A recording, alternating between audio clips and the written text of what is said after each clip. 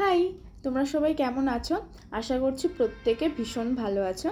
তবে আমি একদমই ভালো নেই, যার জন্য আমি কিছুদিন থেকে কিছুই পোস্ট করতে পারছি না। আমি একটা ফটো হলেও পোস্ট করি, তবে এই কিছুদিন থেকে আমি কিছুই পোস্ট করতে পারছি না। আসলে শরীরটা হুট করে এতটাই খারাপ হয়ে যায় যে আমার কিছুই ভালো লাগছিল না।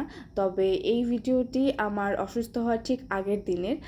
আমার আলিপুরে শ্যুট ছিল, তো সেদিন আমি আলিপুরেই চলে গেছিলাম। আর সকাল থেকে শরীরটা যেন একটা কেমন লাগছিল, সেই জন্য ভাবলাম সারাটা দিন যেহেতু থাকতে হবে, ওষুধ নিয়ে রাখি, যাতে আমি সারাটা দিন ঠিকভাবে কাজ করতে পারি। আর স্টুডিওতে গিয়ে কিন্তু আমার অনেকের সাথে দেখা হয়ে গেছে।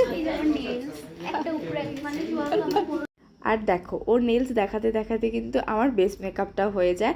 আর তারপর দেখছিলাম সবাই শাড়ি পরছে, আর আমার ততক্ষণে শাড়ি পরা, বেস মেকআপ সব হয়ে গেছিলো।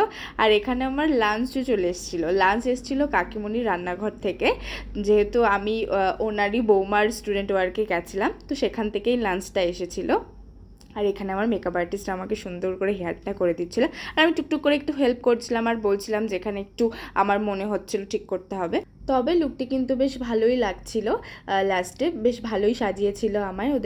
ওদের যেহেতু ফার্স্ট টাইম ছিল, তো ফার্স্ট টাইম হিসেবে ভীষণ ভালোই সাজিয়েছিল।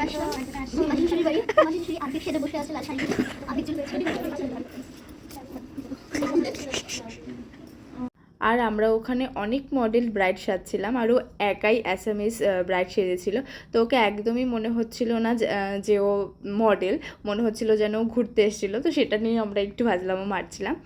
আর তোমরা জানিও লুকটি তোমাদের কেমন লেগেছে। আমার তো এখন ব্রাইড সাজতে সাজতে যেন মনে হয় যেন এসব আর সাজবো না, নিজের বিয়েতেও সাজবো না, নিজের বিয়েতেও একটু অন্যরকম অন্য কিছু সাজবো, এখন তাই মনে হয় সাজতে সাজতে।